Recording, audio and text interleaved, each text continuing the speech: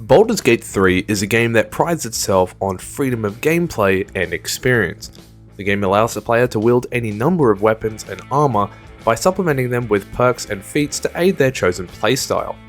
Whether the player wants to use spears, short swords, long swords, bows, or maces, the game dictates that all builds are viable. But what if you didn't use a main weapon? What if you didn't use a weapon at all? What if you limit yourself to the only attack in the game that is largely forgotten about by feats and armor alike? Very well, challenge accepted. Welcome back to Challenge Chronicles. Today's episode, Baldur's Gate 3 with only my hands. Now, first and foremost, I have to clarify what I mean by only my hands. Obviously, I have to limit myself to only using unarmed strike to attack or damage enemies. This was originally meant to be a solo run, meaning no companions, but I eventually decided that companions are fine as long as they don't attack anything. You'll see why later. Shoving is okay in some circumstances, but I decided that I shouldn't rely on it. The main idea of this run is to see how far I can go by just relying on unarmed strike. Anyway, let's get the run started. I began my adventure by taking a sweet and comfortable nap in a Nautiloid pod. While I was sleeping, I had this really weird dream. It kinda looked like Squidward was trying to feed me a cool bug he found. Once I woke up, I was tasked with making my character. I chose a half-orc because, well, I don't really know to be honest, I just like half-orcs. Originally, I was going to do a monk barbarian build, which is why I chose barbarian as my class.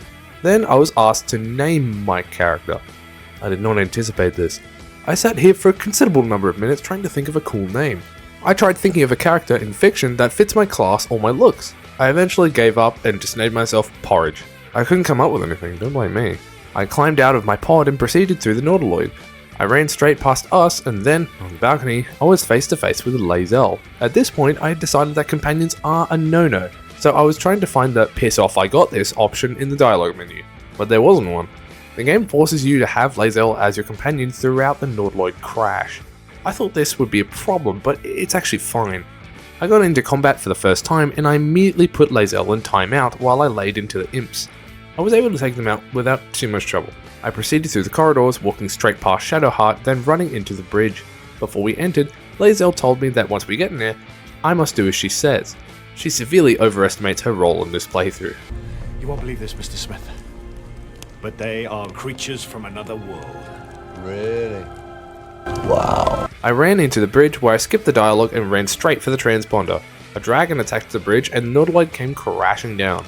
I woke up on a beach surrounded by rubble, and I made my way through the Nautiloid crash site, beat the shit out of some intellect devourers, and punched a mind flayer that was begging for its life. I went past the sigil where Gale was, and he asked for a hand. I gave him a hearty high five, and left him to his fate. He will be useless in this run. Michael! Don't leave me here! Michael! I then found Shadowheart banging on this door at this temple, and I was going to kill her, but I let her live for now. Went up to where these bandits were holed up and passed an intimidation check to get them to bugger off, and I got my first level up. I multi-classed into monk so that I now had flurry of blows and martial arts unarmed strike.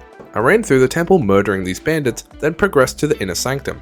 I fought off a bunch of undead, then I found Withers. He asked me, what is a soul worth? And I said about 3 cents, and then he pissed off. He seemed kind of happy with my response. I left the temple and progressed towards the grove. On my way to the grove, I found Lae'zel in a cage, so I convinced the tieflings to set her free, and then I killed her. She would have only been a thorn in my side later. I walked towards the grove, and some idiot was screaming like a banshee that some goblins were coming, so I joined in. I punched a couple of the goblins in the face, and I watched as Will did the rest. I saw Zevlor get a sucker punch to the face before I asked Aradin what happened. He said that he and his merry gang of refugees need to vacate the grove because the druids there were getting pissy that he kept eating their Anzac biscuits and leaving breadcrumbs in their margarine. Totally fair, as I know a certain person who does that.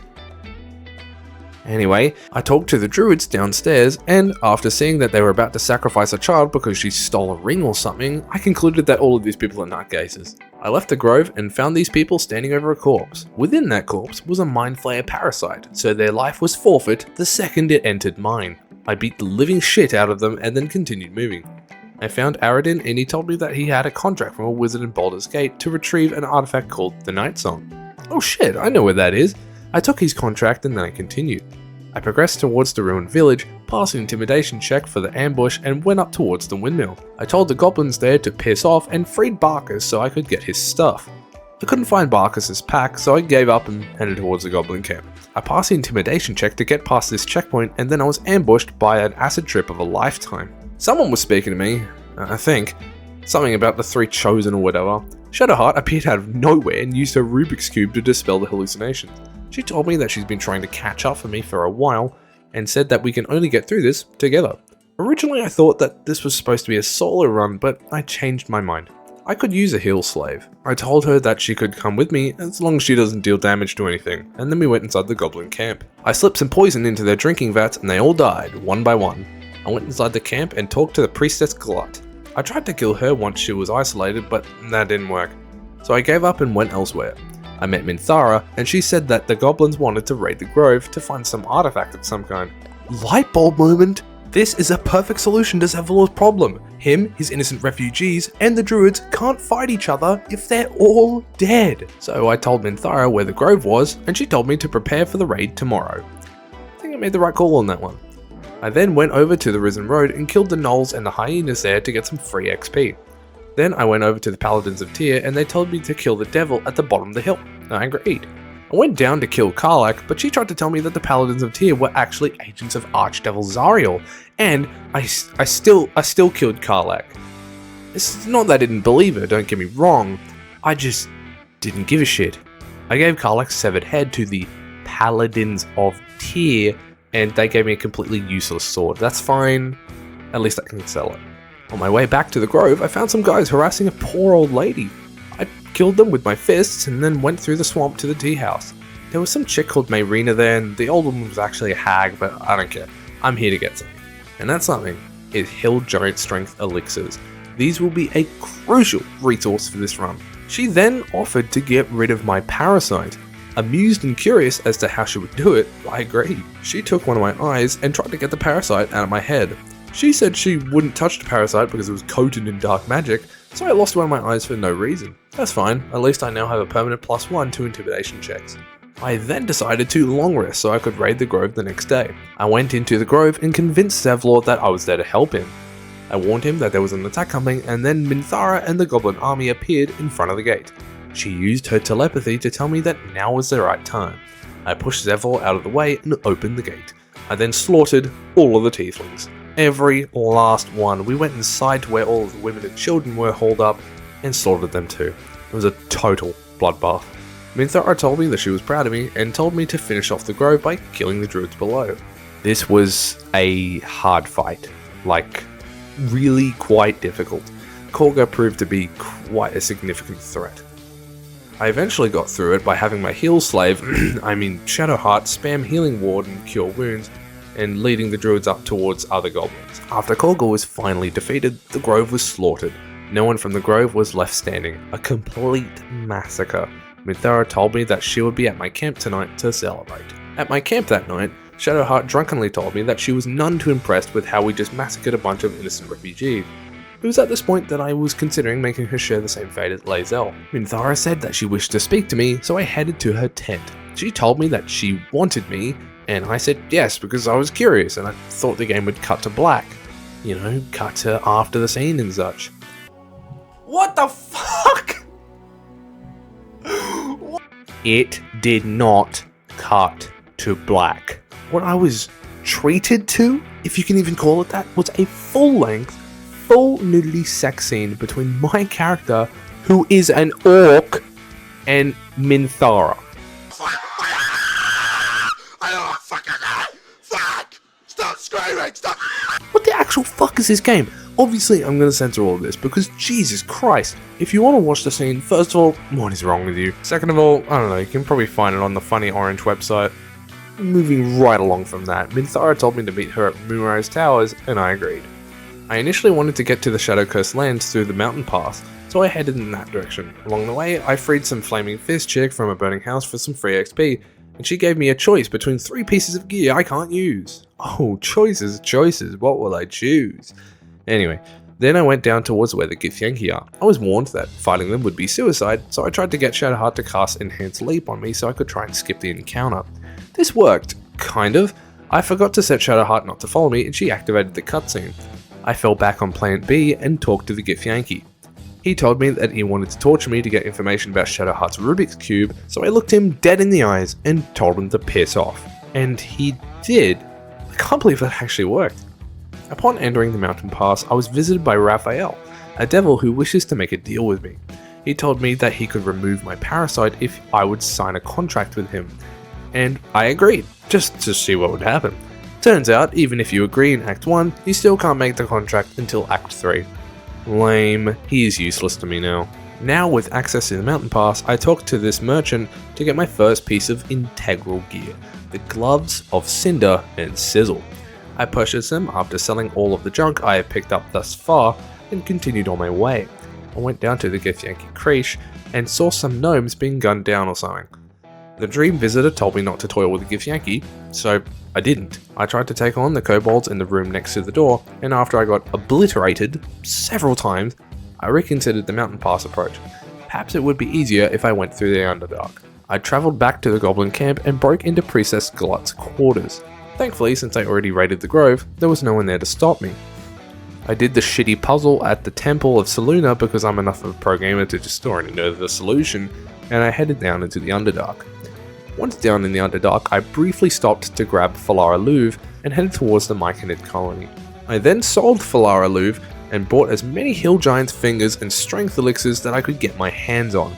I then found Thulla dying on the ground like the little bitch she is. I took advantage of her weakened state and ripped the boots of speed from her pathetic body, much like taking candy from a baby with Down syndrome.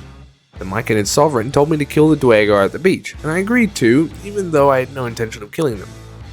Yet. I took a long rest and was visited again by my dream visitor. She told me that the reason why the hag couldn't remove the parasite was because that she was preventing the parasite from transforming me with her dark magic. At least, I think that's what she said. I wasn't listening. Down at the beach, I talked to the Dwegar and I told him that I too am also a fellow member of Chronicles Patreon. He recognized me as a fellow pro gamer and allowed me to take his boat to Grimforge. Along the way, some loser asked me why I'm on Gek's raft. I told him that I too am also a fellow pro gamer, just like Gek, and that Gek let me use his raft to give these boots of speed to their manager. Corsair led me to the Grimforge and I went up to find this manager chick. I gave her her boots back and she gave me some armor that was actually useful. Apparently their boss, Nir, is stuck behind some rubble in a gas chamber and they need me to free him. So I went up to where Philomene was and just snuck right up behind her and took her rune powder barrel. She got pissy at me and tried to fight me, but she doesn't have her rune powder barrel anymore. So I king hint her into the next millennium. Say hi to Elon Musk for me, Philomene. I then talked to this dude who is pissy at Nir for not paying him proper payment for his work. So I gave him a trade offer. You receive proper payment. I receive your help in removing Nir's head from his body. Sound good? Yes, we all agree. With these Dwegar on my side, I freed Nir with a fraction of what is in the rune powder barrel, and Nir came out and killed all of the gnomes and that manager chick. The Dwegar helped me stomp on his ballsack and I stripped his and everyone else's corpse clean. With Nir dead, I headed back to the beach in the Underdark and beat the living shit out of Gek and his men. I then told the Myconid sovereign that the Dwegar are dead, and they said they also wanted Nir's head. So I quickly went and grabbed Nir's head from his cold dead frame and then gave it to the sovereign. He allowed me to raid his little vault where there was a bunch of shit that was worthy to sell. I sold all of it, bought as many health potions as I could, and headed up through the elevator at Grimforge to the Shadow Curse lands. It's time for Act 2. In the beginning of Act 2, there is an encounter that is a little bit problematic. You automatically encounter a conversation with this Harper that automatically leads into a fight with some shadows. This fight proved extremely difficult, as I did not have the Pixie Blessing yet, only a torch. This means that if I strayed away from Shadowheart or the torches, I would be afflicted by the Shadow Curse. I spent a considerable number of minutes trying to get past this fight, but to no avail. Then I had an idea, a brilliant discovery. Did you know that you can just completely skip this fight by jumping down onto this ledge here and going around the Harpers to the Last Light Inn? Me neither. Well, both of us know now. So I went to Last Light Inn and met Jaheira. Jaheira? Wait. Jaheira? Jaheira. She questioned me about why I have a mind flayer parasite in my brain, and just when I was about to roll a persuasion check, Marcus stepped in and vouched for me. So apparently if you side with the Absolute in Act 1, Marcus is friendly and you never have to fight him. Unexpected, but a very welcome surprise. Upon getting out of that conversation, I bolted to Quartermaster Tally to sell all of my junk and buy a bunch of healing potions. I then explored the Shadow Curse lands for a bit, trying to find a Shadow Ring that I never found, and then I found the Drider with the Moon Lantern. I told him that I too am also a fellow pro gamer and that he must do as I say. I convinced him that he has to give me the Moon Lantern, and then I told him to piss off into the darkness. That +1 to intimidation is really proving useful. I let the little cunt inside the Moon Lantern out of her cage and she gave me the Pixie Blessing, meaning I am now immune to the Shadow Curse. Yippee! Whoops. It was at this point that I decided to respec into Monk/Rogue. After failing to kill these measles, I researched online to see if there was a better unarmed strike build. Someone on Reddit suggested that I put 3 levels in Rogue and the rest of the levels into Monk. Why? Because at Rogue level 3, you get to choose a subclass. If you pick the Thief subclass, you can get an extra bonus action. Flurry of Blows is a bonus action. See where I'm going with this now? Additionally, at Monk level 4, you can choose a feat, and if you choose Tavern Brawler, you can add your strength modifier onto the damage roll of an unarmed strike. Twice. Oh yeah, it's all coming together. After respecking and accumulating a bunch of junk, I went to the Quartermaster Tally to get my second piece of integral gear, the Mighty Cloth. This armor would probably be the most important piece of gear in this entire run. Its armor class is 10 plus your dexterity modifier, meaning it's lightweight and it's perfect for monks. And it gives you a permanent bull strength, which raises your strength by 2. I sold all my shit to get it, plus the rune powder barrel. Now that I had respec'd and had the armor of my dreams, I headed to Moonrise Towers. I told the guards that I too am a fellow pro gamer, and that Minthara asked me to meet her here. They let me in, and I saw Minthara on trial in front of Ketheric Thorm. I used my Jedi mind powers on Zarel to make her consider Minthara innocent. They took Minthara down to the prison, and then Ketheric allowed me to do what I want with the goblins. I beat the living shit out of them for some free XP, and I took to Zarel upstairs. She told me that my next mission was to meet up with Balthramar at the Temple of Shah, and I agreed. On my way out, I went down to Minthara's cell and freed her of her captors. Then I gnashed my teeth at anyone who dared stand in my way. Minthara told me to meet her at camp, and then I was off to the Temple of Shah. On the way to the Temple of Shah, I stopped by the House of Healing briefly to talk to Malice Thorm. I then save-scummed until I passed a persuasion check to get him to kill himself for some free XP. Outside of the Temple of Shah, Raphael told me that one of his enemies is holed up inside. I told him to piss off, and then I entered the temple. My first obstacle in the temple were these guys. If you go near them, they force you into a conversation that forces you into a fight that is quite difficult. I managed to sneak by them, and then I discovered another problem. These guys. They also force you into a conversation that forces you into a difficult fight. But there is a way to make it less difficult. I went back to camp and hired a wizard from Withers, specifically for the purpose of having the knock spell.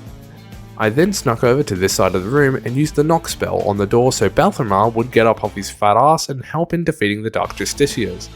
This worked surprisingly well, and I had more free XP on my hands. I did the soft step trial, and that went pretty well. Then I did the same trial, and that went less well. Eventually I defeated myself without too many deaths, and then I went to the Faith Leap trial. Then I went by this way to find Yurgir, Raphael's old enemy.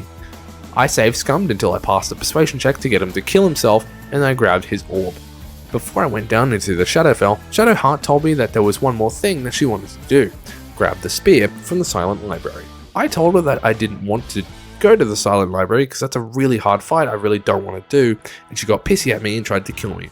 So I turned her face into a fine powder and her brain into soup. Shut your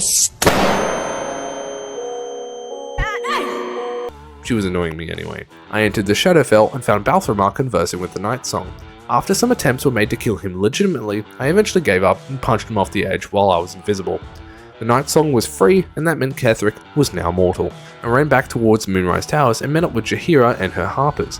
I looted all of the pro-gamer corpses and gathered as many parasites as I could find.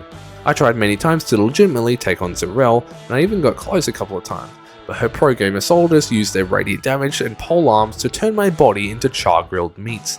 So I eventually said fuck this, cast greater invisibility on myself, and walked past everyone until I got to the top. Ketheric Thorm was mortal and the Night Song was here. However, he may be mortal, but he still fucking hurts. This fight took a while. His skeleton friends dealt a lot of damage with their spells that reached through the walls. Eventually I found that focusing on the skeleton minions and dealing with the dogs straight off the bat and leaving Alien to deal most of the damage to Ketheric was an effective way of doing this fight. Now it was time for the Mind Flayer colony. Before going in, I dismissed my wizard dude and replaced him with a cleric. This guy was so much better than Shadowheart, he actually shut his mouth and did what he was told. I went into the colony, passed a deception check with these guys to get some more free XP, and then I progressed to the inner chamber. I saw the 3 chosen hold up their Power Ranger sigils to summon the one true pro gamer. Turns out the one true pro gamer is not critical, nor is it Fortnite Tyler Ninja Blevins. It is Mother Brain from Metroid, a ripoff. Now, after Orin and Gortash left Ketheric to his own devices, it was time to fight Myrkul. This fight was rough. Like, oh my god, this was really quite difficult. I tried many strategies of getting the Night Song free without activating the cutscene and leaving her to kill him. I tried summoning Scratch and casting invisibility on him. I then tried to cast invisibility on my cleric friend to get him to free the Night Song so she could deal all the damage, but all to no avail. Every time I would free the Night Song, she would either get dominated by this Mind Flayer or she would get 2-shot by Ketheric. Eventually, I decided the best strategy for this would be to have my cleric free the Night Song while invisible, save Scum until I passed a persuasion check to get him to the second phase, chug a potion of Colossus, and just lay into Myrkul. And ladies and gentlemen, this came down to the wire.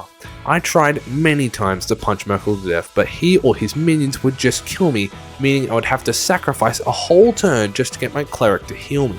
Eventually, and I mean after about an hour of fighting him, the dice gods finally smiled down upon me. I got lucky and all of Ketheric's minions either rolled 1s on me or chose to attack my cleric friend. This allowed me to have a free turn to lay into Myrkul.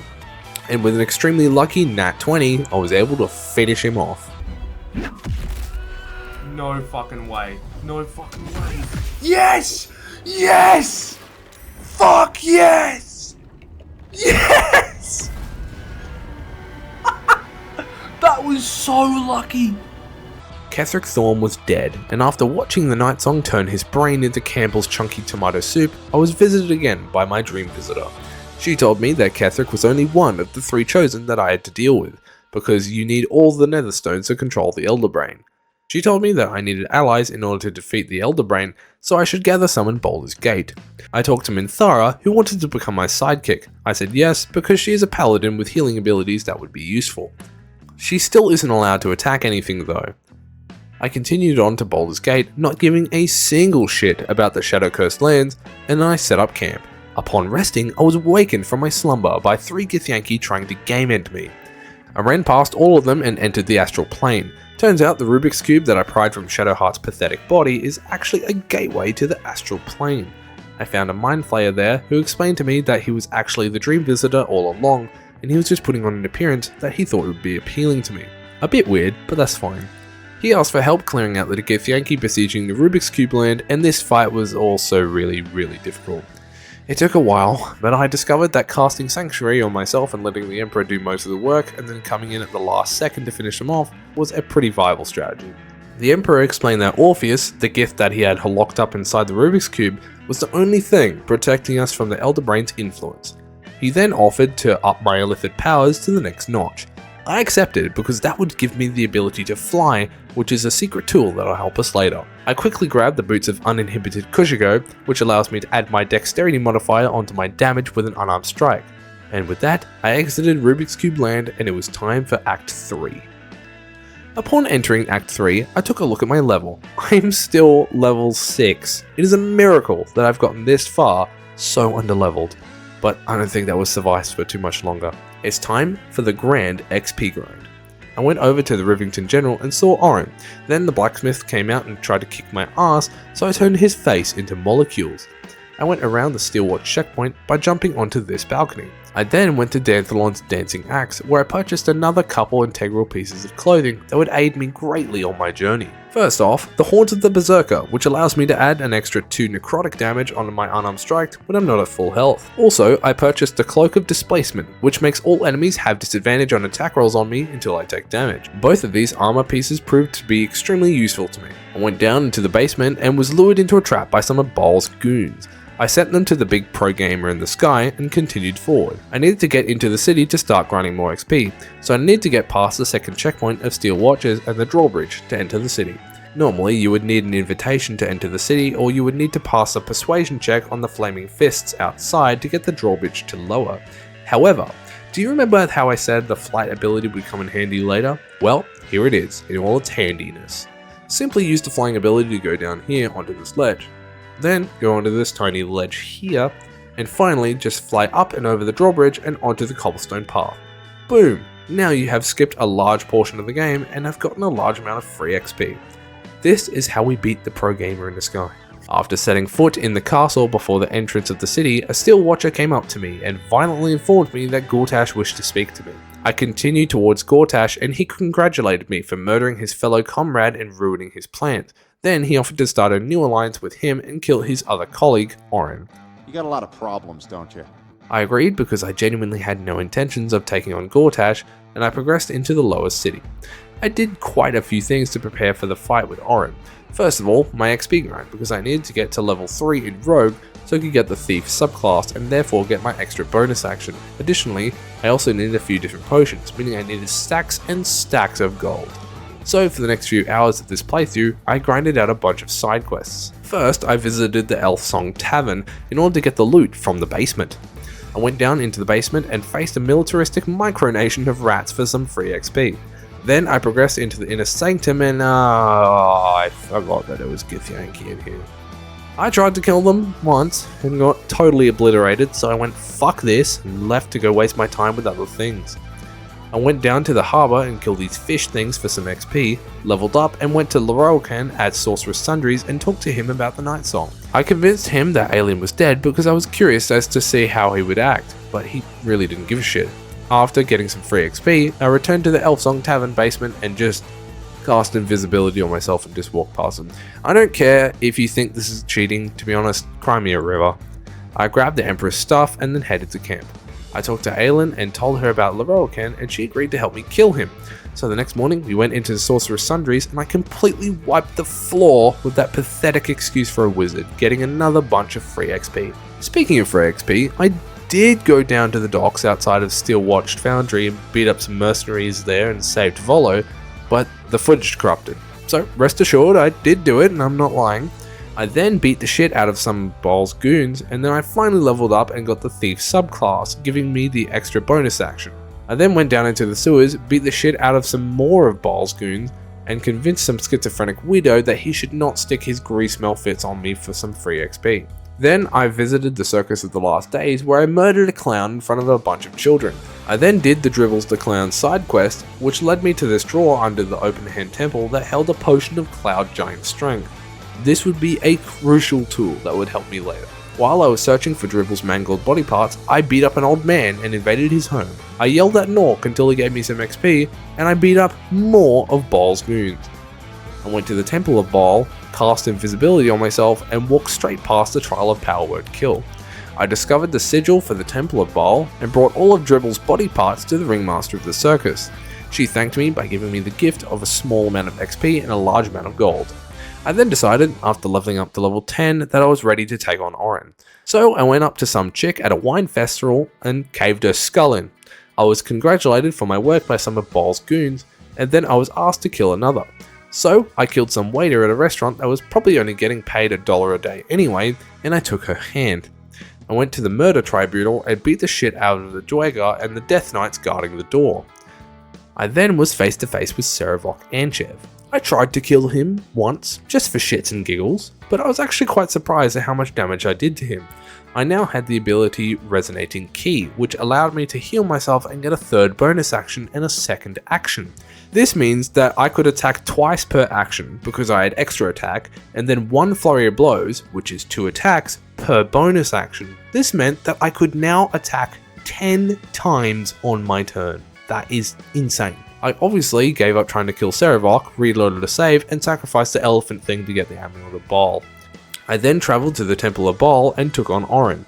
I tried many times to kill her legitimately, but she would become unstoppable times 7 every time that she would have a turn, meaning that I would have to attack her 7 times before even dealing any damage to her.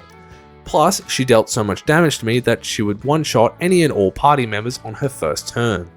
This meant that if I wanted any shot at surviving this fight, I would have to one-shot her on my first turn.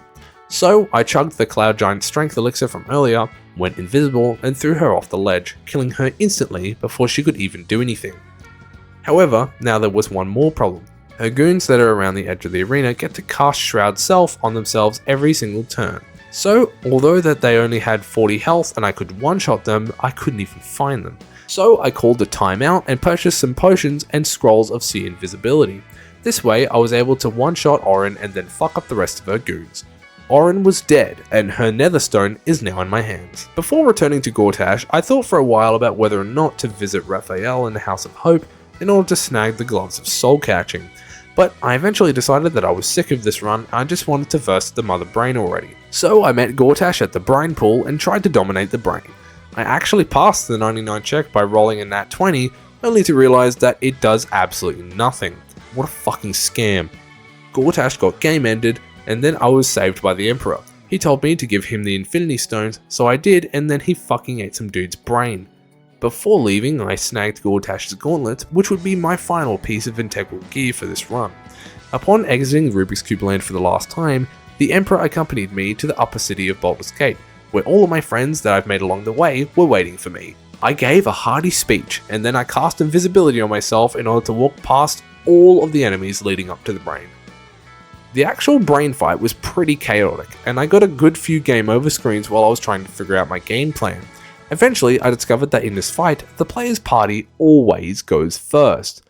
I used this to my advantage and set out a game plan. I got my heal slaves to cast Sanctuary on me, and I got my character to cast Greater Invisibility on the Emperor. I got the Emperor up to the crown and safe scummed until he was able to pass the stealth check to remain invisible while he was activating the stones. I had Sanctuary, which meant nothing could harm me, and therefore nothing could break my concentration on the invisibility spell. Therefore, they couldn't attack the Emperor while he was activating the stones, so they simply couldn't do anything. I told you, I'm the one true pro gamer. Once I got inside of the Brain area, it was all over for Mother Brain. I took her down in only 2 turns, because my fists have gotten far too powerful for her. The Emperor wanted to dominate the Brain, but after having Minthara in my ear, I decided to turn the Emperor's insides into soup. I took the stones and harnessed the power of the Brain. I became the Absolute, sat atop of my throne and watched as my thralls turned all of the pathetic peasants into mind flayers. I became a god with Minthara at my side, and no one could ever hope to stop me. And that's it. That's a wrap. I just completed Baldur's Gate 3 with only my hands.